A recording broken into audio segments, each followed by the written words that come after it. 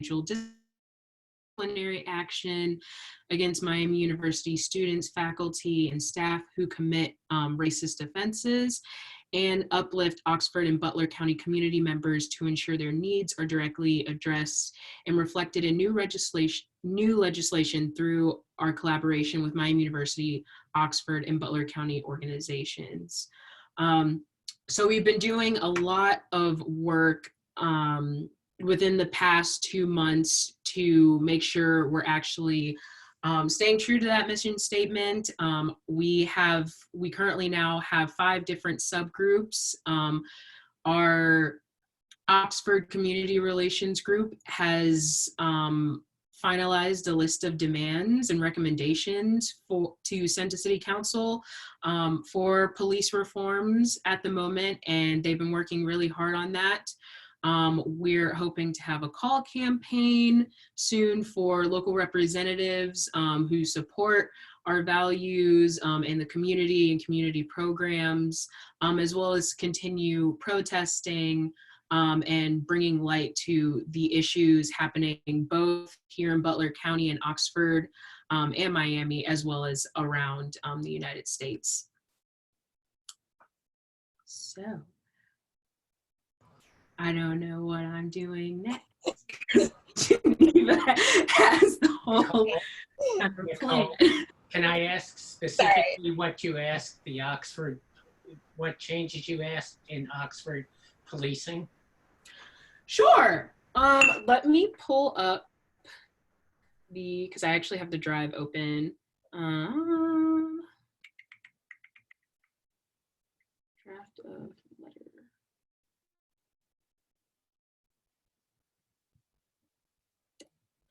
Okay, so currently they have made 4 recommendations for City Council to pass as legislation for police reform, and so far they've comprised it into like a letter with like action steps and stuff like that. So one of them is requiring comprehensive reporting. The second one is removing barriers to police misconduct. The third one is establishing City Council oversight of the purchase of military surplus equipment. And the fourth one is resolution to research and fund alternatives to traditional policing. And so I can like go into each of those a little bit more because they all kind of have like more information about like what that looks like specifically. But that's so far what they have. They wanted to make sure that it wasn't too extensive, you know, like a 10-step list of demands or like 8 can't wait. So they made sure it was very thorough and not super confrontational. But that's what we're looking at so far, if that makes sense.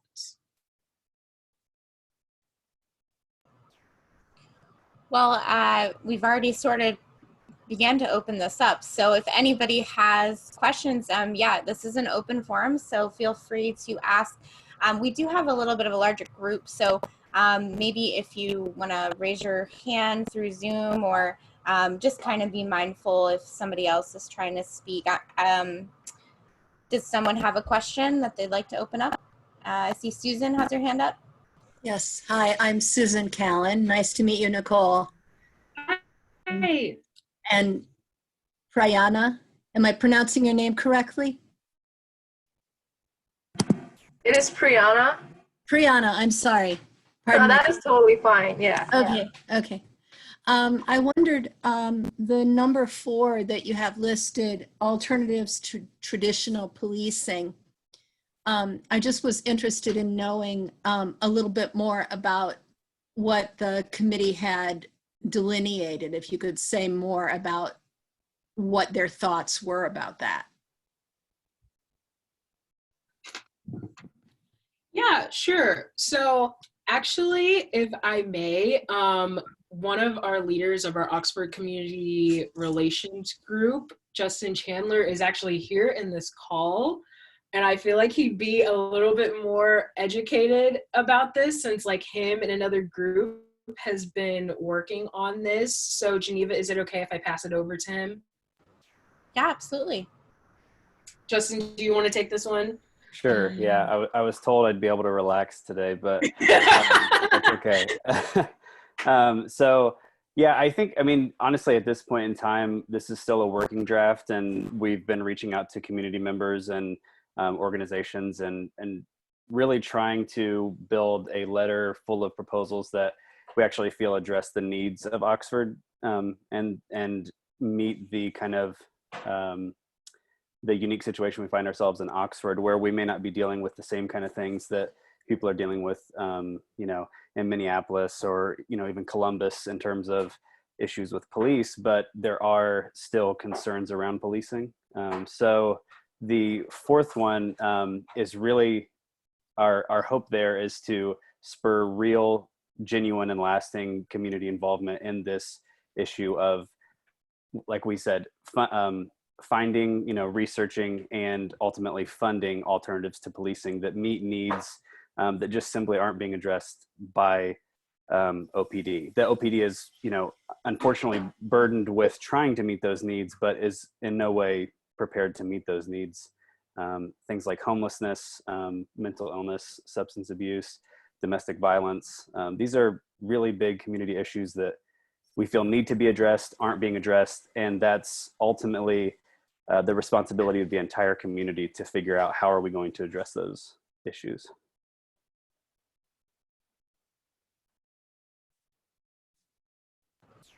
Great, thank you so much. Does anyone else have a question? You can raise your hands either physically or through the Zoom reactions. It's up to you. Trisha? Sorry, I had muted. Has anybody checked with the Oxford Correlation Health, Mental Health organization? Because I know that they have been working a lot with OPD on stuff like that already. When Jay actually is like, nope.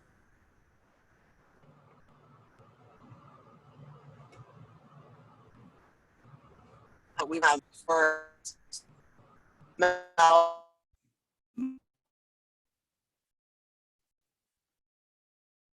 Trisha, you're cutting out. Sorry. Yeah. Connection's a little bit you're bad. Do you want to maybe type your question in the chat? I can't.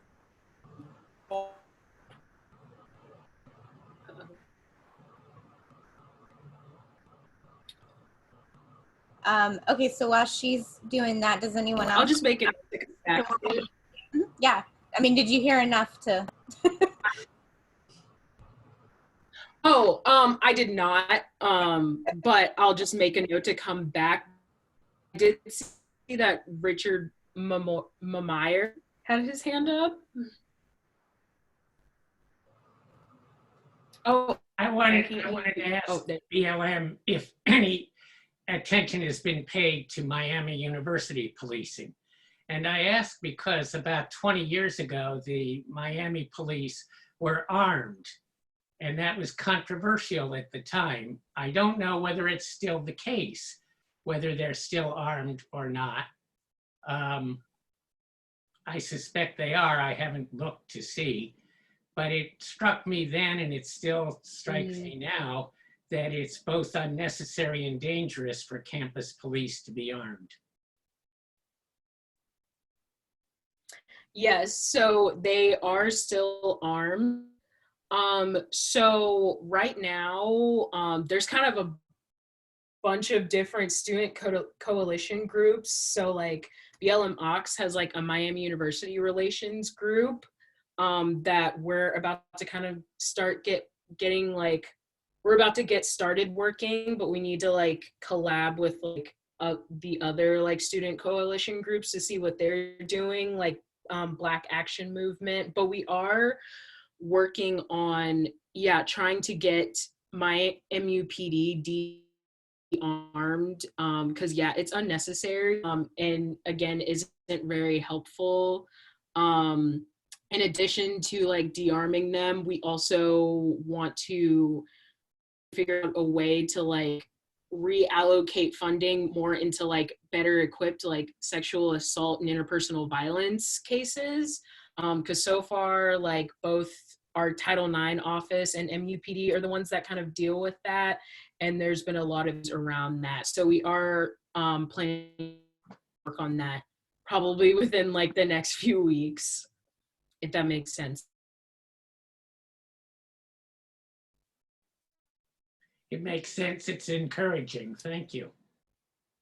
It looks like Lisa. Yeah, of course. Lisa, did you have a question? Hi. I want to say that I support Black Lives Matter. And the one thing you mentioned that was good to me is that you are going to be working with City Council and our very interactive police department. I mean, we are not Cincinnati, and I can tell you after being a resident of Oxford for 33 years and a college professor, that we are fortunate to have a lot of things that are brought to our police department's attention, taken care of in the way that we would like them to be. And, you know, they have had for years a very successful meet the students when they come back to town pig roast, you know, poking fun at, you know, police being called pigs, you know, but where all the officers would serve the community and all of the incoming college students hot dogs or veggie dogs, you know. And I would like you hopefully to have a little bit of research for really how is the money being spent. I know with my work with Age Friendly Oxford and knowing what is happening in our town in terms of housing, in terms of the homeless, it is a collegial relationship, town and gown, between our city council, our police department, our housing offices, trying to do the best for the community. And of course, Miami's social work department, Miami's many departments that are community oriented should have a seat at the table. And I'm happy to see the students get involved. But before you ask for a list of things, you should know what is the status quo and how is it best to interact with all of the many parties involved.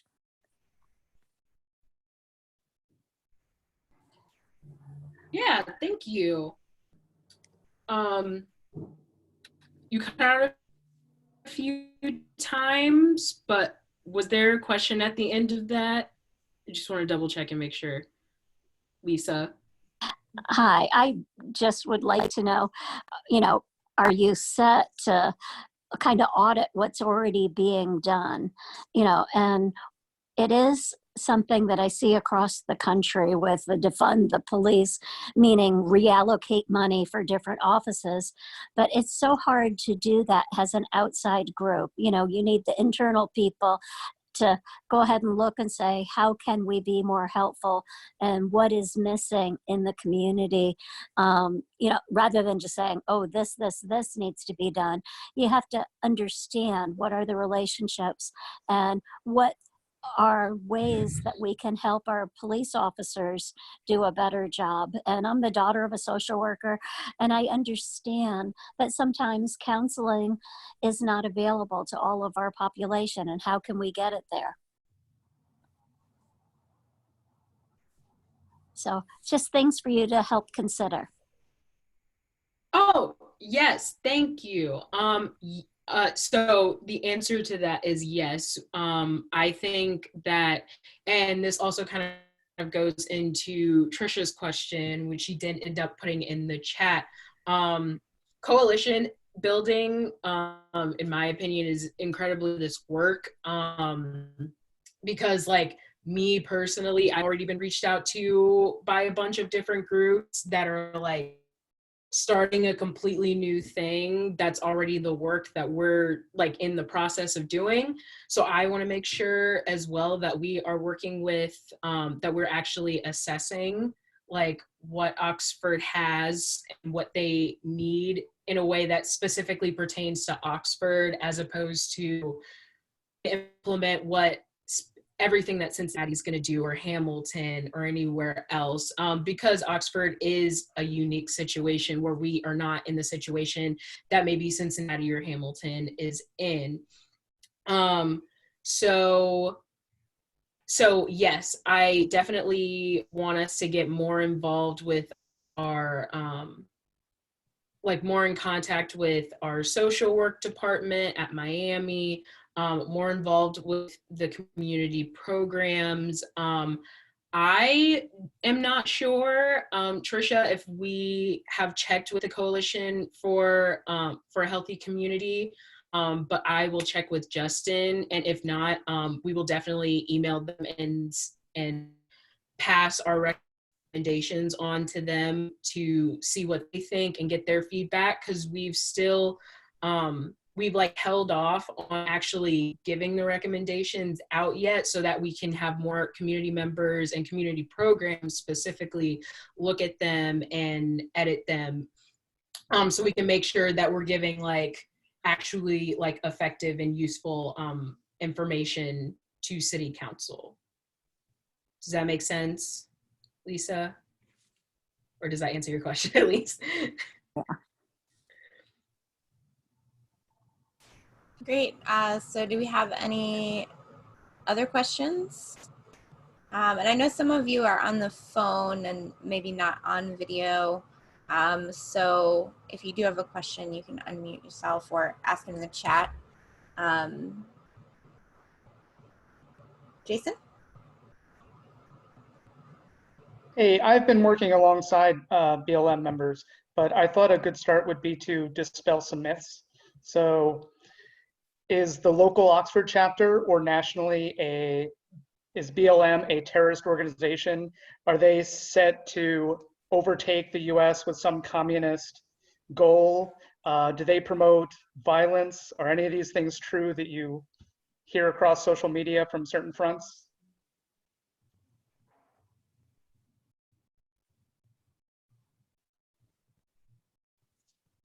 Is this a question for me, Jason? Yes, if you would.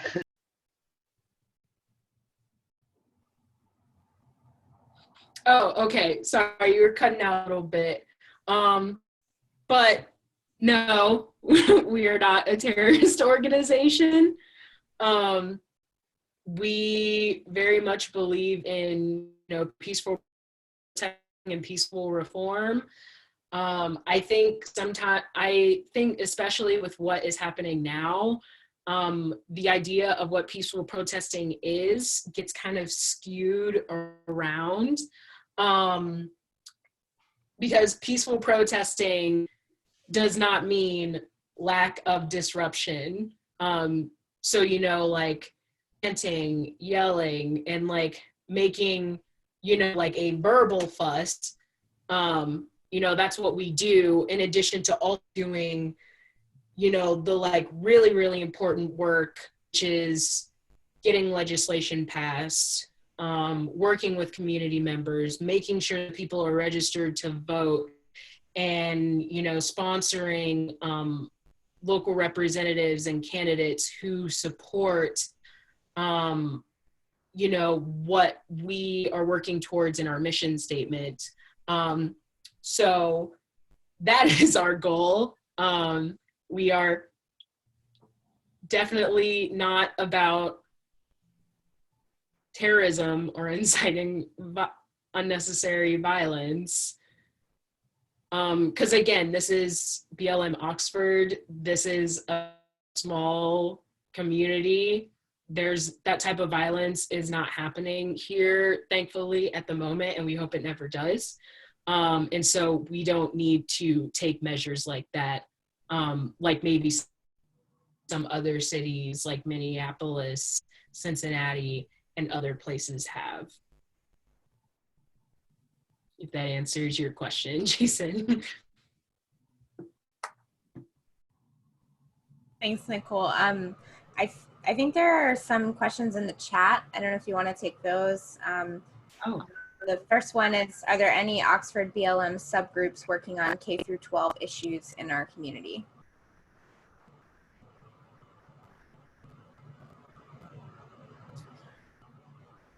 So, we, oh, is somebody talking? Okay. So Kathleen Knight Abowitz asked, is there any Oxford BLM subgroups working on K through 12 issues in our community? So the Oxford Community Relations subgroup is, so far they've just been doing stuff with writing like recommendations for city council. However, as we get into the making a list for each subgroup, about 3 goals and like issues that people want to tackle. So I will copy this down as like recommendations from the community, because I would definitely love if y'all have any specific topics that and issues you would like us to start tackling. That would be great, and we definitely want to hear them. Because again, that's the point, the purpose of this open forum is I want to know what y'all want to see, what y'all need, and we're going to really try our best to make sure it happens. So I'm going to go down. Okay. And then,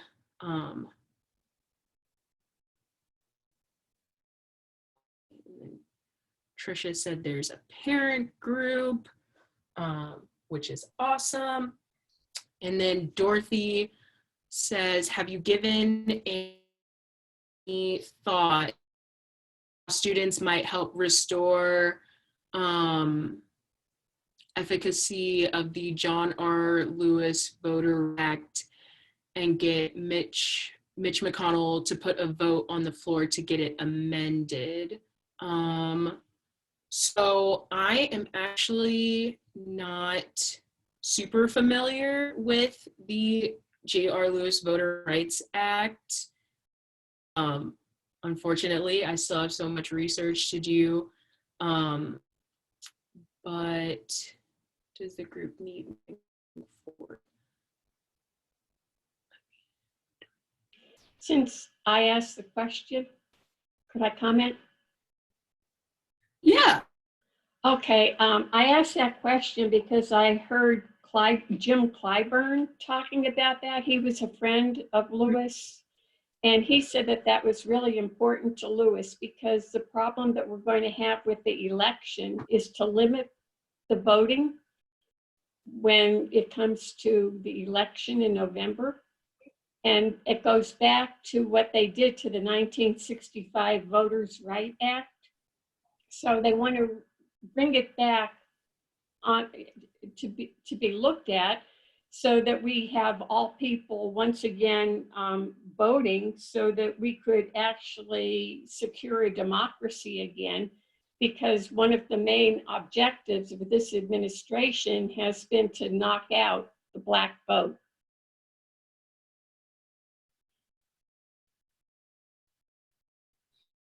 Yeah. So I'm gonna make sure.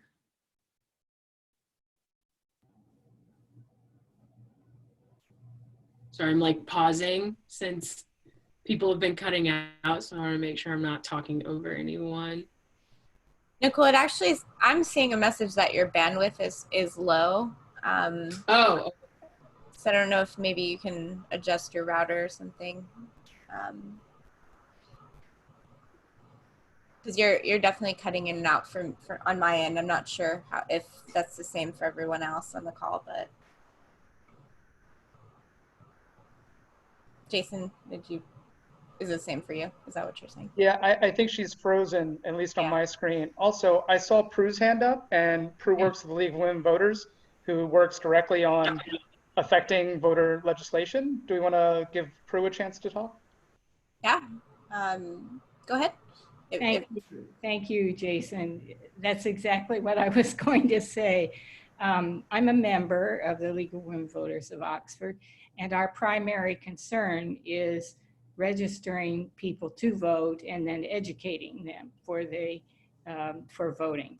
And it's a real priority this year because there are numerous cases of voter suppression, as it's called, making it difficult to vote. And so this is something that the League has a history in since the 19th Amendment was passed. And we'd like to see it continued, but one of the things that's most important is getting to people who are eligible to vote and get them registered, and they can vote next November. And that's so important. And we need a lot of help on that. It's important that students see us as a place to get voter registration and to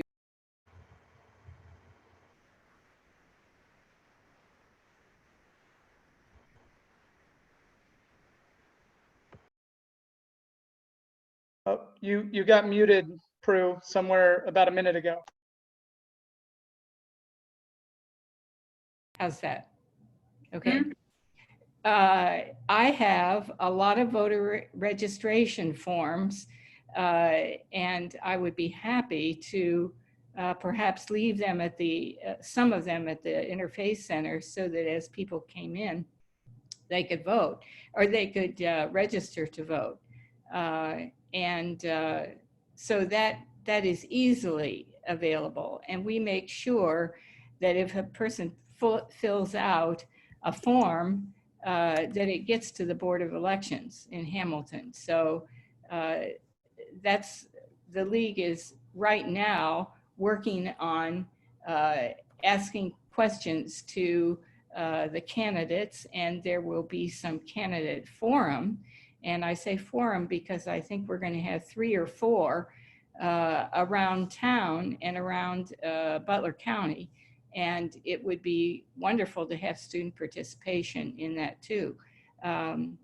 Prue Dana, you can find my number any place. So, and I'd be happy to answer any questions if people want to know. We've already had some voter registration going on, and we'll continue it certainly. Thank you so much. And I know we'd love to have those voter registration forms at the Interfaith Center. So, just get in touch with me and we'll definitely make that happen. Good. That's one thing off your list. And that's a really effective one because that's where the rubber meets the road, so to speak, when you actually fill out a form and it's turned in and you're registered. Yeah, absolutely. And, Priyana has access to our building too. So, if BLM knows of anyone who needs to get registered, they'll have access. So I think that's a great idea, a great suggestion. Mm-hmm. It looks like Amber Franklin has her hand up on Zoom. Did you have a question? I think Nicole's reconnected now. Are you? Yeah. I'm really thrilled that you all are doing this. Many of you know me already. I'm on the Oxford Police Community Relations and Review Commission. And one of the things that I've been working on with other commission members is trying to get a safer anonymous complaint process for the citizens of Oxford. Right now, if someone has concerns with the police, they can email someone on the commission, but they have to go to the city site, find who we are, email us, which is not anonymous, or they have to file a complaint directly with the police and it has to be notarized. And so I've been looking at the Instagram posts on at Dear Miami U and pulling out all of the complaints related to policing, either MUPD or OPD. And I've shared some of them with Chief Jones to show him that when it's anonymous, we find out more information about what the culture of policing is like. And even though it might not result in a direct disciplinary action against an officer, it would say something about the culture of policing. And one of the things that I'm concerned about is that oftentimes when we talk about policing with the African-American community in particular, sometimes the response that I might get is, well, we don't have any excessive use of force complaints, as if that's enough to say that everything's good. But there are so many other ways that minoritized populations might be engaged with in inappropriate ways by police. And so having this more open anonymous complaint process, I think will give us some information to, I think was it Lisa Newman's point about finding out more about what's going on already. Another thing that I think someone at BLM might want to consider is doing an open records request for dispatch logs for a period of time, because it will tell us, I mean, the COVID time isn't really the best indicator, but it tells us something about what kinds of calls are coming in, what kinds of requests, what times of day. So it tells us something about how people are engaging with police in terms of calls. And it would give you a sense of, you know, what they're doing that might be able to be reallocated to other agencies or other organizations. Thank you, Dr. Franklin. Yeah, that's all really, really good information. And I want to say now, and then I'll also say towards the end, we are looking for more community members to be a part of our BLM Oxford leadership team. So if you would like to be involved, I will put the email, our BLM Oxford Gmail account in here. Just shoot us an email and we can discuss which subgroup you'd like to be a part of and how much time you'd like to dedicate. But yes, Dear Miami and also like Black at Miami have been like super helpful in helping us get a clearer picture of what people's main concerns are and like what are the patterns of what's happening at Miami in terms of like sexual and interpersonal violence and you know, racism, whether that's from students, faculty, staff, or even MUPD or Oxford PD. So we definitely, I think too, since it's still summertime and students aren't back, we are still very much like in the process of like getting a bunch of stuff off of the ground. But we have so many plans for like in the fall when everybody kind of gets everything together. Because Miami, I don't know if any of y'all know, since a lot of y'all are community members, but Miami has been like releasing information about how students are going to come back and what's happening, and stuff keeps kind of changing left and right. So it's been a little bit confusing about how much like presence we're going to be able to have like from people, but we do definitely plan on doing voter registration and campaigning. I definitely want to do more with Dear Miami and figuring out again, like, because we also have, Miami has a bias reporting resource on our My Miami page, but like it's not really utilized in the way that they think it is, because people are submitting like bias reports, but they're not being handled in an effective way. But I can pass it over to Dre, who's on our Butler County Community Relations Committee, and he can talk a little bit more about what they've been doing with community outreach. Hey everybody, so my name is DeAndre. I'm actually new to the area, and Nicole has blessed me to allow to be a part of the Butler County outreach. We've been talking to different groups within the area, especially in Butler County, Hamilton, and whatnot, and you know, looking for endorsements and just helping out and any kind of mutualistic relationship that we could do. So that's been going on. Even though I'm fairly new, I've had the opportunity to know a lot of people doing nonprofit in the Cincinnati area that that have been able to give me resources and to just help out and whatnot. So that's what's going on right now. And then as I see in the chat, Priyana's putting our social media stuff, because I also work with our digital group. So if there's any groups in Butler County that I may miss, feel free to reach out to us or me. I could drop my personal email in the chat. But yeah, that's what's been going on. We've been reaching out, trying to get different community leaders to be on our side. Hello. Thanks. Yes, Les, you have your hand up. Okay, this is Marilyn LZ. Oh. I know the screen says Les Hardy, but I'm really okay. I just wanted to make you all aware that we do have a group here in Oxford. We've called Defenders of Democracy. We have about 100 or so people on our listserv, although not everybody is that active. But we formed after the last election, and we've been pretty active with letter writing, postcard writing campaigns, going to protests, helping getting progressive candidates elected to local offices. And we would be very willing to help you guys. Am I still on? Yes. Okay. Very willing to support you, to help you whatever way we can. So I will send you my email information, and same thing with Dre. We will be able to, whatever you want us to do, let us know, because we've got a pretty fired up group, and we would like to help. Thank you. Thank you. Yeah, there's I am continuously so blown away with the little activists and liberal organizations within Oxford. There's so many. Thank you. This is wonderful. Thanks. I'm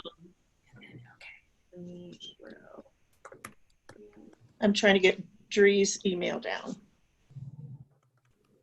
Can he send that again?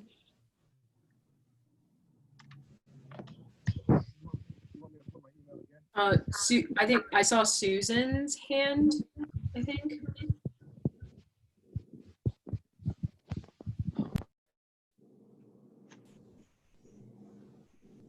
I forgot where I was supposed to unmute myself. Sorry about that. Yeah, I just wanted to say that I'm a member of Oxford Citizens for Peace and Justice, and I'm coming to the end of my role as co-president for now, but I'm still on the board. I think that just speaking for myself, that I'm really interested in finding ways for us to make common cause with each other, with BLM Oxford and Oxford Citizens for Peace and Justice. It just seems like we have so many things in common. And so I just wanted to put that out here to say here, during the COVID pandemic, I'm 68. I've needed to make choices to primarily stay home, but my heart and my spirit has been with you all. And if I felt comfortable, I would have been marching, holding signs, screaming loudly, making good trouble. So I'm really glad that you hosted this forum. I want to say thank you, Geneva, and to Nicole and Priyana for hosting this evening. I think it's really great to just connect a little bit for me. So I don't know what kinds of things we might be able to do moving forward, but I just want to make sure that you all know that the door is really open. Thank you so much, Susan. And yes, I I definitely want us to get more involved with community orgs because, again, y'all are important, and I want to make sure your voices are involved. So yes, I finally technically Dre did because I messaged him privately on accident, but our email is in here, blmoxfordoh@gmail.com. Please shoot us an email if you'd like to become more involved with our leadership team, because we definitely want your input as community members who have been here the longest. And your support has been so wonderful. And I want to say again, because yes, we just had a protest July 9th. And so we're probably not going to have another protest for a little bit because, again, we're getting into August. And then also we want to make sure, again, that we're being accessible because Oxford is a community of older individuals. And with COVID still very much on the rise, we don't want to be putting people at risk because there are other forms of non-protest-based activism, which is why I really want us to do a call campaign within the next few weeks. And like Marilyn was talking about, letter writing and emailing and postcards. I have participated in that type of activism, and I think it's really powerful and also a great community builder aside from protesting. So we're definitely going to have opportunities that are not as risky as protesting can get with COVID around. But yes, thank you. Your support from, the sidelines is still just as known and seen and heard, and we really appreciate it. Jerry. Hey. Hi, Jerry. Hi. So I got a couple messages to me privately about a comment that I left in the chat. So I am an advocate with Women Helping Women. Personally, I'm on the hospital side, but I do know that some advocates work with the police directly, the Cincinnati police. And so whenever there are calls received about personal or domestic or sexual violence, then an advocate will attend the police at that time, and then they will support and advocate for the individual and or their families depending on the situation. I, as far as I know, do not believe it is something that is extended into Oxford. I don't know necessarily if people have asked Women Helping Women to do that. I know we do have Oxford area directors who are here, and I'm sure would like to talk about it at least, if not just getting it with MUPD, but maybe OPD too. And at least for I think it was in 1 year in Cincy, they had over 1,000 calls and 1,000 responses from advocates. So it's something that we take seriously and respond to. Yeah, so I saw your hand, Kathleen. I won't forget it. But to your point, Jerry, because yeah, I saw you messaging in the chat about that. So I've been working with Black Action Movement, which is like a grassroots activist organization all the way from back in the 90s at Miami. And we've been, they mostly make lists of demands for Miami administration. And we're actually about to merge into this student coalition since there's more of a cohesive group with that, since people have been really busy over the summer. But one of the things I actually brought up in terms of restructuring how it, what specifically MUPD is tasked with handling is sexual assault and interpersonal violence, and specifically having Women Helping Women be more involved with that, since Women Helping Women is a really great organization. I'm an intern for the Center for Student Diversity and Inclusion, and we have Women Helping Women do office hours there. So we really love them. We have a lot of interns that also work with them. So I would definitely like to definitely push for the infrastructure for us to have them here in Oxford, because they are a really great group. Kathleen, because I saw your hand. I didn't forget. Oh, you're still on mute. Oh, yeah, you're still. Hello. The current issue of the magazine Rolling Stone, I found extremely helpful in understanding a lot of the BLM issues. And part of it was learning about the history of the 3 founder women of the group, 2 of whom are lesbian. And I know that at some of the organizational presentations that I have attended where you are present, you also refer to your ties to the LGBT community. I'm having a little trouble understanding better the relationship of the 2 groups. And could you speak to that, please? So like the relationship between like Black Lives Matter and the LGBTQ plus community, is that what you mean? Yes.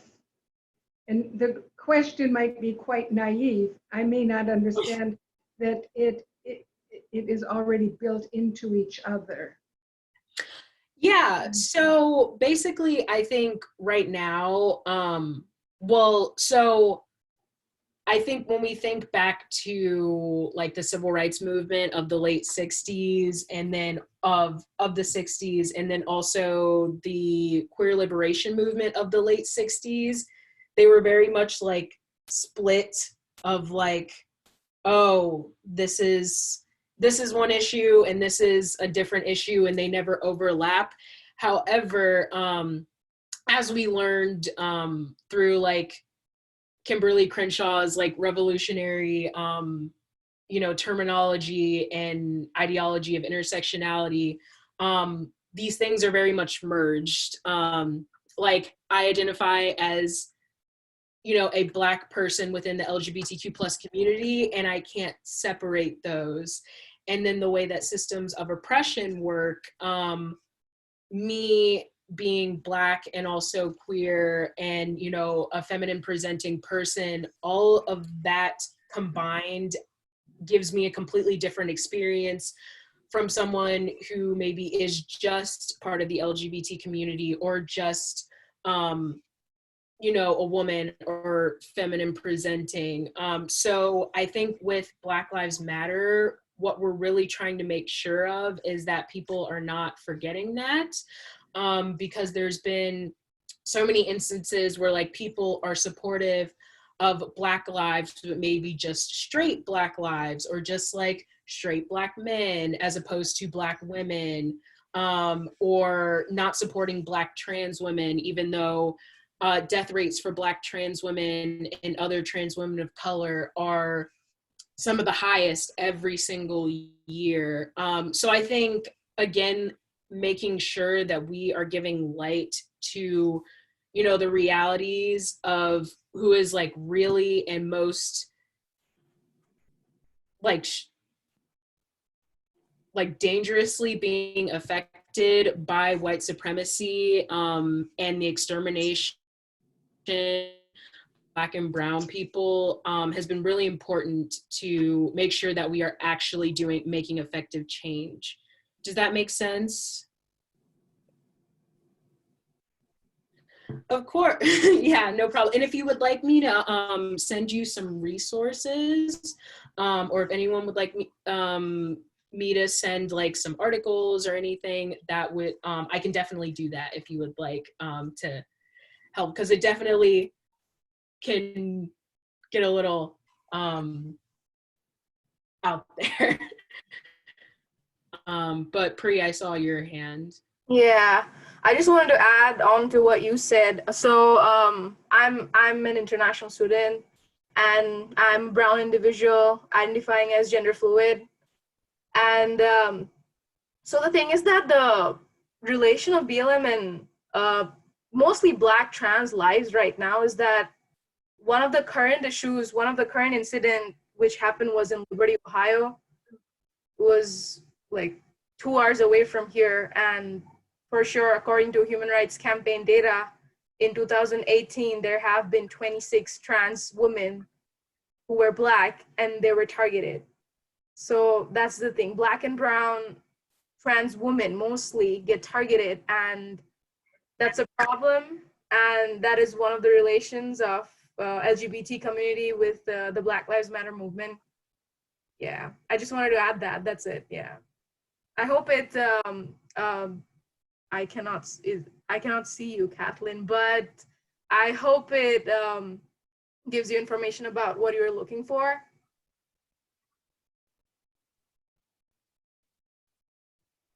Thank you, Pri.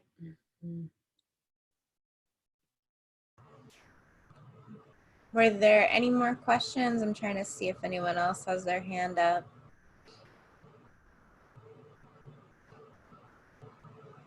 I know we're getting on the hour now, but we can probably take maybe one or two more.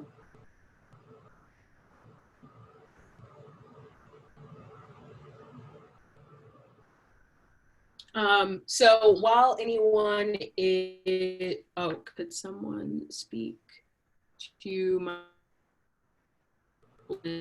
hope?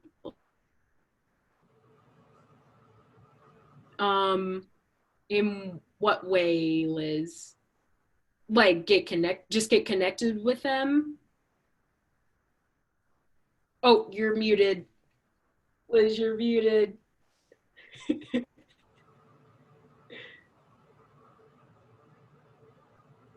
Uh-oh.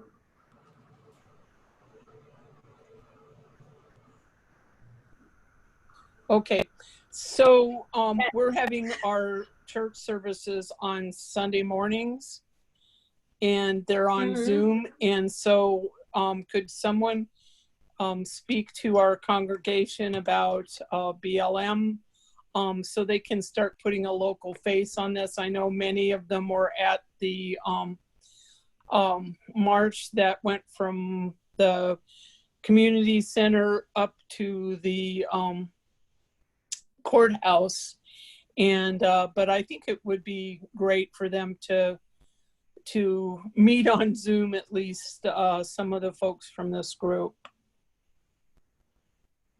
Yeah, do they have, I guess, like an email or a website? Because I can shoot that to. Okay, then if you can either just throw it in the chat, or if you want to just shoot BLM Oxford an email. Okay. Okay, I'll reach out to them.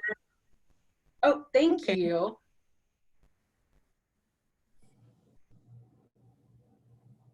I think this is Prue. I think a lot of what we're asking is, what can we do next? And how can you all keep us current and keep us in the know of what's going on?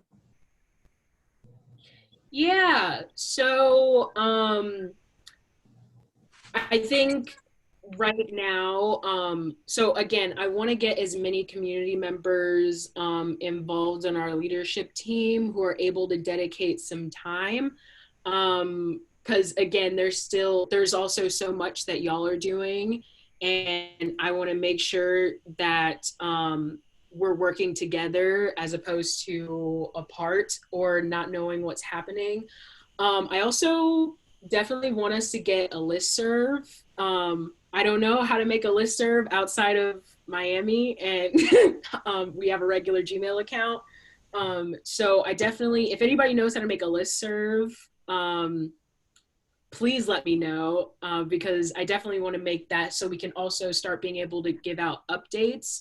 But we currently have a Facebook page and an email. So we are starting to, so we can start updating that more. I think as we're moving towards the fall, I think we're going to start getting ready, especially with the election coming up, campaigning, doing call campaigns, making sure people are registered to vote. I've been getting a lot of emails. We also are working with ACLU, Southwest Ohio, making sure that like voter restoration and retention is as the election gets near. So, excuse me. So, Prue, I'd love to know what League, work more with League of Women Voters on what y'all are doing with that as well. So I think the next course of action on my end is sending out like a follow-up message to groups. I'm in Oxford Citizens for Peace and Justice on Facebook. I'm in Action Together Oxford. And I think I'm in one other one, but if there are more groups, and then there are some groups that other people on my leadership teams are in that I'm maybe not in, but we're definitely going to follow up and make sure that we're working with these groups. I've taken notes on the different orgs and community programs that y'all have told me about that I didn't know about, so we can reach out to them as well. But definitely utilize our email if we're forgetting anything. But thank you all so much for being here and telling us about all of this information. I am so excited to work with all of you because I think you all are so amazing and so awesome. And just like incredible. And thank you to everyone who's been putting information about how to make a listserv. I'm gonna get on that very soon so we can make sure we're sending out updates. But yeah, does anybody have any other questions? That was just my little quick spiel. Thank you. What hours are you open at the Interfaith Center?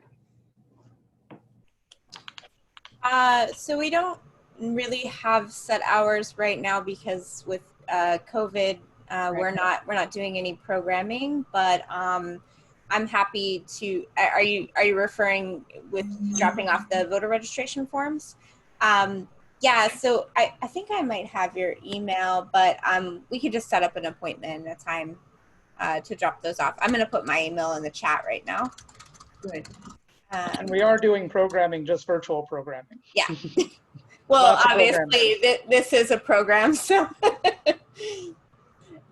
so yeah, we're just not doing anything in the building, but I'm happy to meet with you and get the voter registration forms so that we have access and so that BLM Oxford has access as well. Does anyone else have any final thoughts, comments, questions before we wrap up?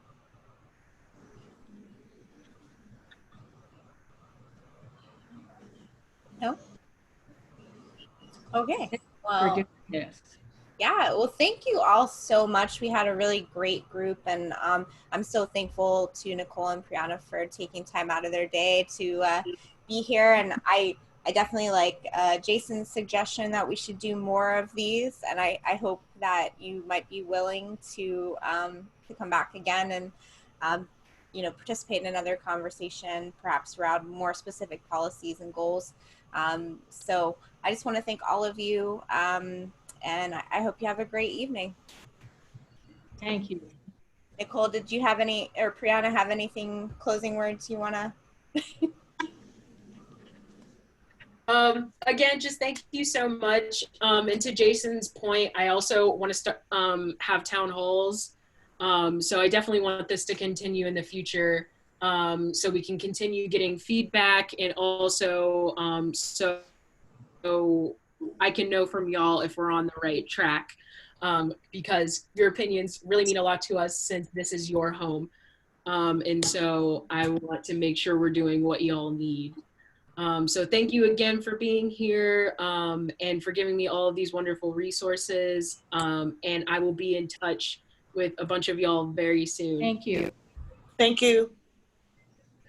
Thank you. Thanks, everyone. Have a good day.